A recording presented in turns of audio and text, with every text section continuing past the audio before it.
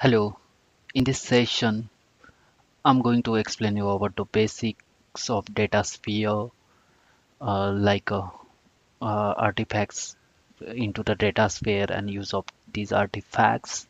So once you are logging into the BDC, then you can go into the system landscape, and from there you can log into DataSphere by clicking on this link.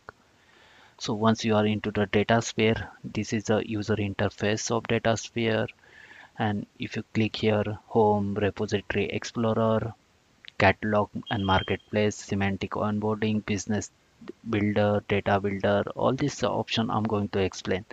And I'm going to explain only the option which are frequently used while modeling your data models. Okay, so first in home, you can see like basic like blocks and all information is provided over here.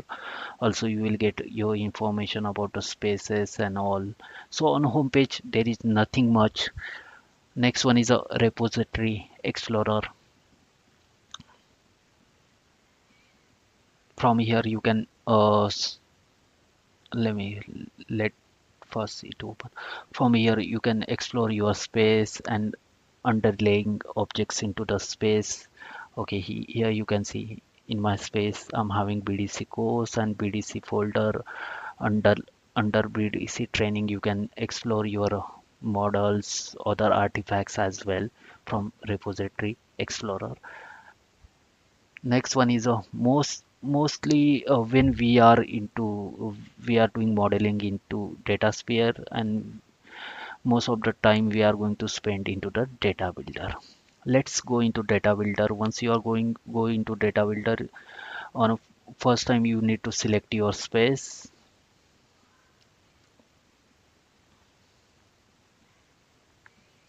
Okay, so here you can see data builder here, a new table, and all these artifacts I'm going to explain into this session.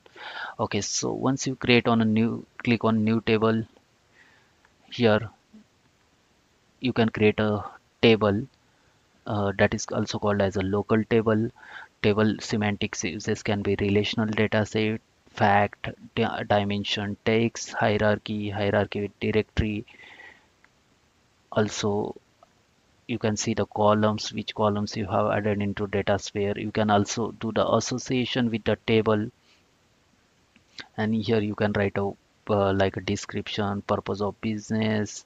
You can also create a partition by clicking define partitions. Okay, and also here you can see the dependent object for that local table. Let me go back. Now next one is a graphical view. So for graphical view, you can have your existing local tables, views, or uh, in simple language, we can say existing artifacts you can use as a source for graphical views. Also, if you're having external connections, those artifacts from these connection also you can use as a source for the graphical view. Let me show you. Uh, this one is a jail account charts of accounting local table, and once you drag, uh, if you click on this table, and after that if you click on details, then here you can see the basic information about the table, like what is table business name, technical name, and if you want distinct value, whether this table is delta capture enable, columns of this table, and also you can see association input parameters of the source table. Okay, once, so what you can do into the graphical view, you can apply the filter. Also you can apply the projection. In projection you can do the rename rename of your column, or you can exclude your columns. Also this you can create a calculated column, you can apply the aggregation, and if you want to perform join or union by clicking on this option, also it's possible. If you want to view the data of the source table by clicking on data viewer, you can do. Also, if you want to do the impact and lineage analysis, just click on impact and lineage analysis. Let me show you. Here you can see this table has a backend replication flow. Again, further, if you want to do the lineage and impact analysis of replication flow, you just need to click on this option. Okay, and from this option, you can open your table into the new window. Let me click on the target. Okay, here you can provide a business name and technical name. Also, semantic uses for the view are fact, dimension, text, hierarchy, analytical data sets. Okay, you can also expose your view for consumption. And so when you are clicking on this option, then your view can be exposed for the consumption. And if it is a normal view, then you can you can access this view using OData services. You can also execute your view into the analytical model. Here you can see the which columns of the view. Also, you can create input parameters, input parameter name, and if you want value help, you can mention your from which table. You can mention table for value help. Let me select this table for the time being.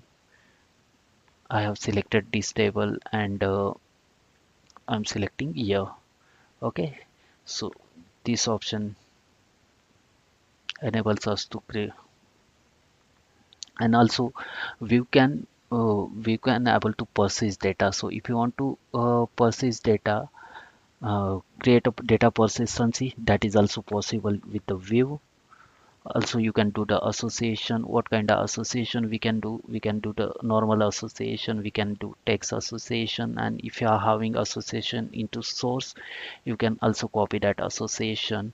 Or okay, and here business purpose, you can give basic information about the view and all, and you can check the dependent object for this view.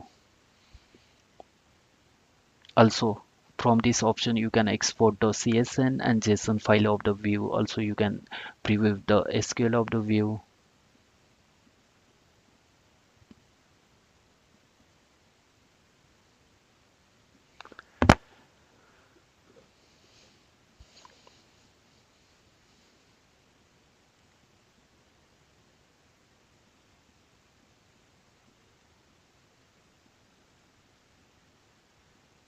It's taking time. Okay, here you can see the SQL view, and if your view is having or a SQL statement is having any errors, you can see over here.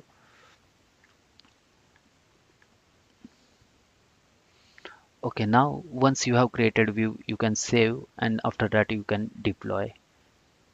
Without deploying view, you cannot able to consume your view.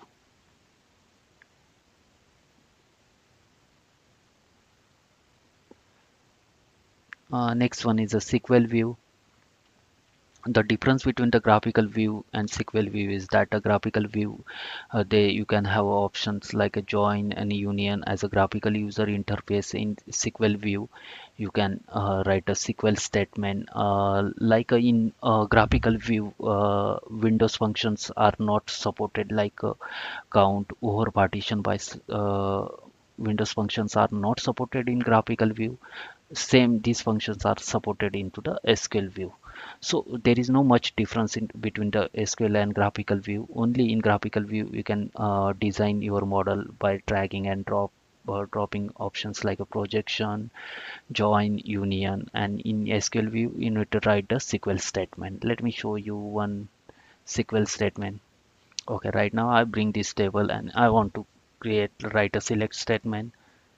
Select star from, and let me format it. Okay, automatically it brings all the columns once you click on validate options.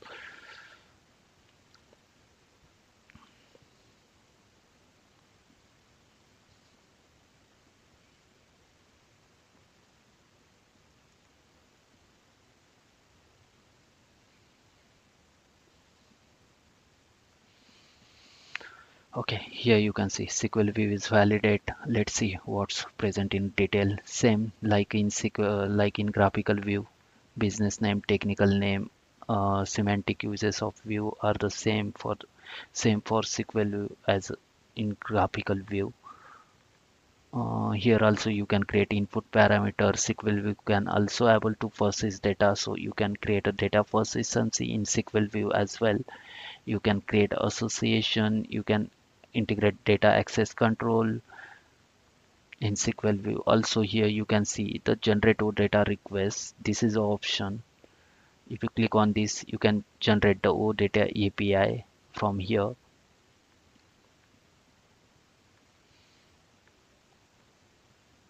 This is about the SQL view. Let me go back. Next artifact is a entity relationship model. So that if I having a transaction data and master data, so if you want to establish some relationship between the transaction data and master data, then this ER model can be utilized for this purpose. Here you can create a ER model and you can establish the relationship between the different objects with the help of ER model. That's all about the ER model. Next one is a new analytical model. So in DataSphere, we always follow the design approach like staging layer, harmonization layer, and reporting layer. So in reporting layer, always we used to consume analytical model. So what we can do in analytical model, let me show you. I'm just bringing one source.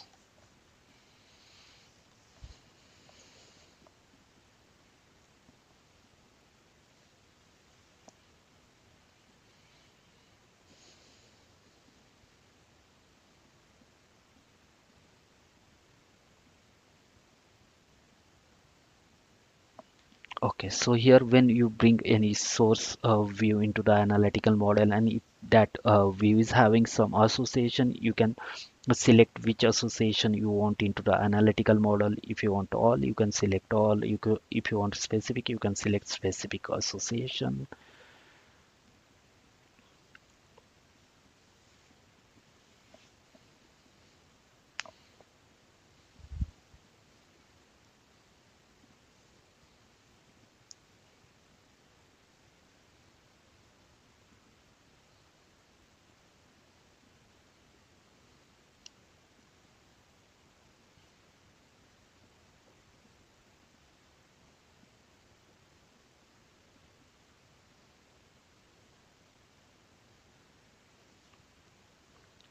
It's taking little bit time. Okay, here you can see this one is a fact source and all these are the association for that fact sources.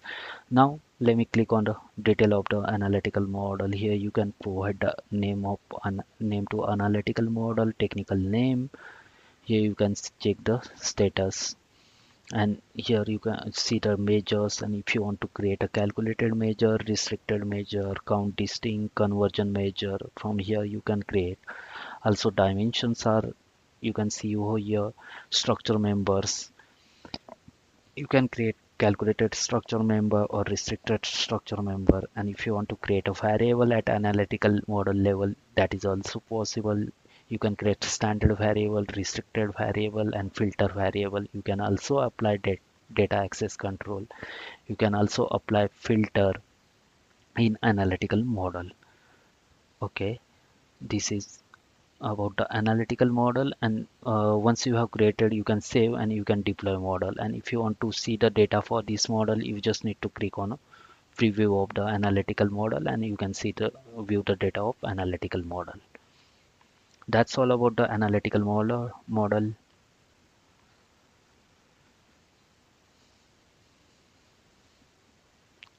Next one is a replication flow. So basically what is purpose of replication flow? So if you want to move data from the SAP data sphere to the third party application like AWS. That is also possible with the help of replication flow. If you want to bring data from the S4HANA or any other source into the data sphere, that is also possible. Okay, let me show you. When you are creating data replication flow, then first you need to select a source container.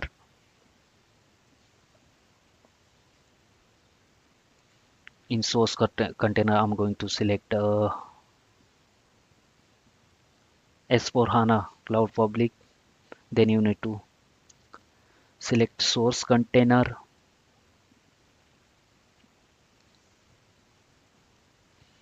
Here I'm going to select the source CDS view extraction.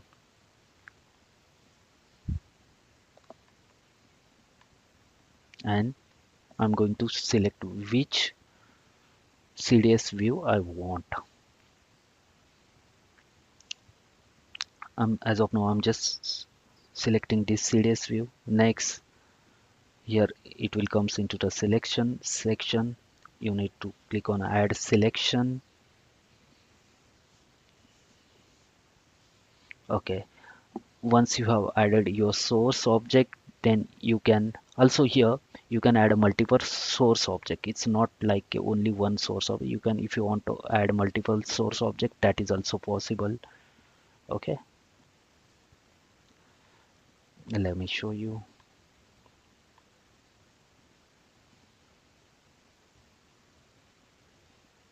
Okay, now next one here, projection. And if you want to also here in source, you can define override source setting at objects level. Next one is a setting. Here you can define the load type. Initial load, it means full load.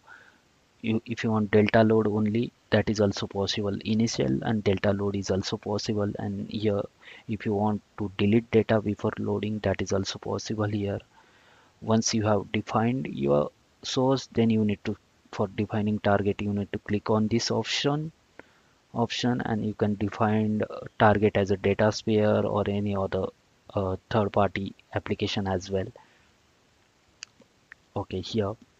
And so here when you are defining target, if system automatically creates a target table. Okay, if you don't have any target table in system, then it will automatically create. And if you are having already target present is already target table is already present, then you can simply click on this option and map to existing target object. That is also possible. Okay, now let me select this one. Also here,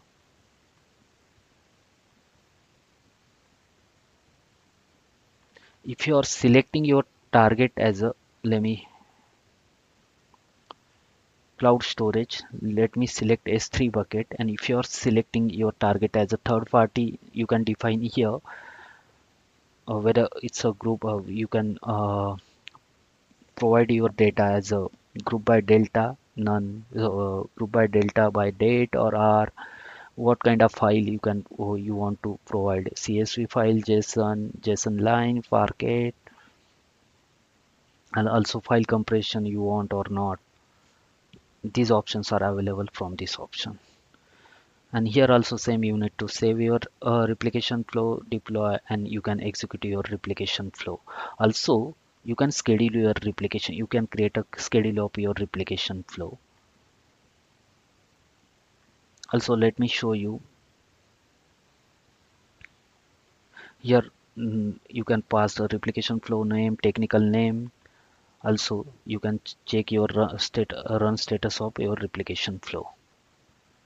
That's all about the replication flow.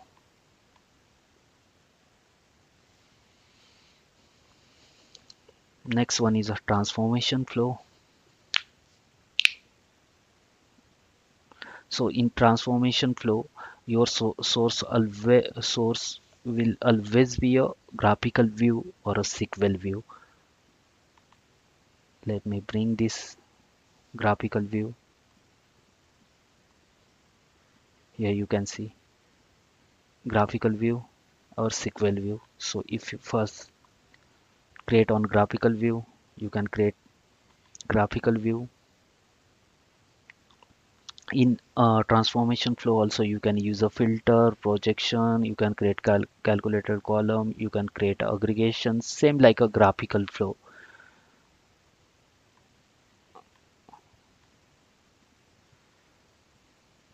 Let me click again, click on transformation flow.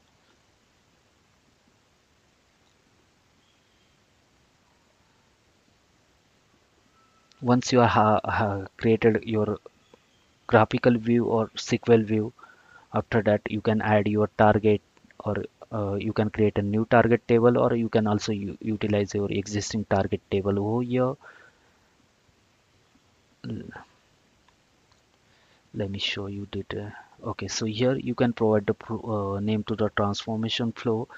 Whether you want in transformation flow, we are having load types like initial load or initial delta load are supported in transformation flow.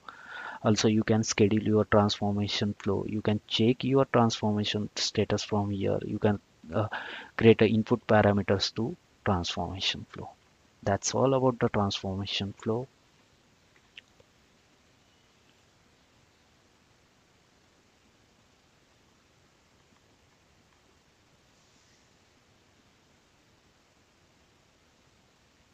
So if you want to load data by following specific sequence, and for this purpose you can also create a task chain.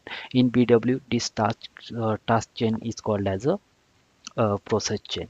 Okay, so what are the options available for task chain? You can sorry,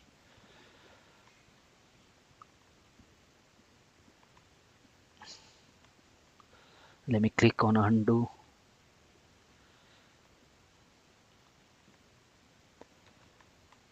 Let me minimize it to this one. Okay, so I have added this view, and after adding this view I can create a drag to the connect to the next level. I can create a logic like any operator or all operator.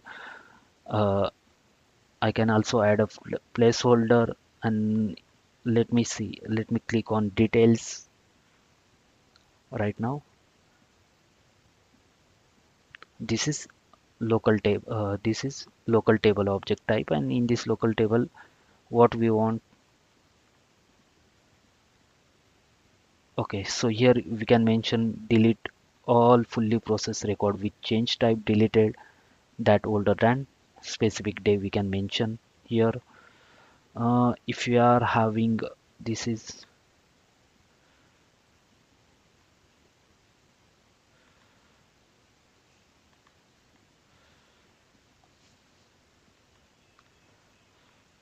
let me remove this one,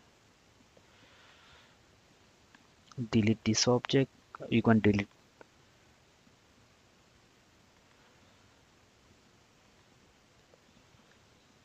Okay, here you can see task. After that, if you want to create any all like once your G company status is completed, then below that all objects you can execute. Or if you want to create any objects, any means or condition, that is also possible uh, here in task chain. Okay, also in task chain, if you can also run the API task by clicking on this option. Okay, here you can provide the name to the task chain. What are you can see the what objects are involved into the task chain. You can check the status of the task chain. You can provide the input parameter to task chain. Also, you can send the email notification on when if any error occurs. That email also notification also you can generate, and when it's completed, that email notification also task chain can generate.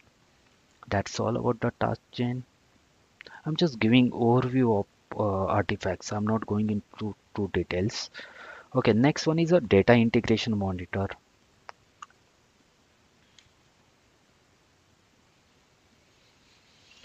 So yeah, as we know that in our local table we can create a the Just a moment. This is local table. Yeah, we can load data from the data flow, replication flow, and that local table update data we can check from here. Data integration monitor. If you are having remote table, and remote table could be having a real-time replication, snapshot replication, the rate status of those replications we can check from the remote table. We can if you're having views that is capable to data persistency, and for that views also we can check the status here. If you're having replication flow, data flow, transformation flow, all these status of this execution status of this flow we can check from here. Right now here you can see replication flow 1, and details of that replication flow we can check from here.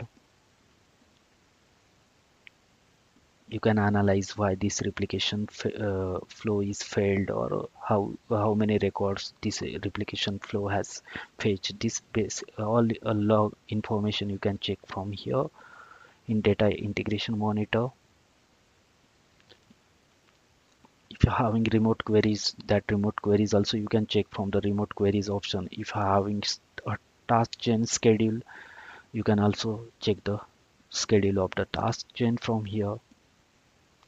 This is all about the data integration monitor, where you can do the basic monitoring operation of data sphere.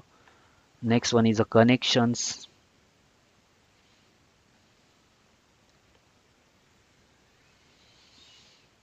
From this section you can create a connections with the SAP source, not SAP source. Also you can check the status of your connection by selecting this connection. Let me see whether this connection is working or not. Here you can see this connection is validated.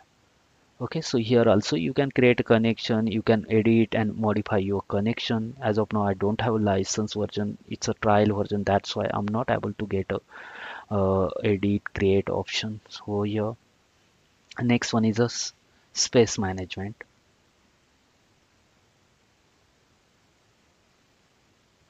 From space management you can also create a space. You can check the status of your space, properties of your space. Here you can see the space name, status, what type of space is that. It's a SAP data sphere. You can define source language and storage type. It's a SAP HANA database. You can also create a users for that space here. Next one, if you want to as we know that for data sphere we are utilizing SAP HANA database. We can also create a database user from here, and we can mention what kind of access we can that user has, like a read HDI, write, and status of that access we can check from here. HDI containers options, connection settings. Okay, we can also import the timetables, and we can also enable auditing for the space from here. That's all about the space. And next one is the important delta sharing cockpit. So basically when you are sharing data with the Databricks or any other application, you can check your data products and all shared data related information from the data sharing cockpit. Here you can see the which data products are listed. From by clicking on this option you can check if you're having your own data product, that is also called as a custom data product. You can view here publishing management, which data products you have to publish or unpublish. From this option you can check license management, and if you're having data provider profiles, that also you can check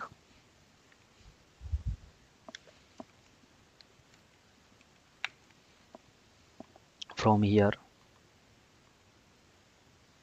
Next one is a transport. So when you are in real time you are having environments like a quality, development, quality and production. So when you want to move objects from the uh, development to quality, to production. For this purpose you need to create transport, and you can create transport from this transport option.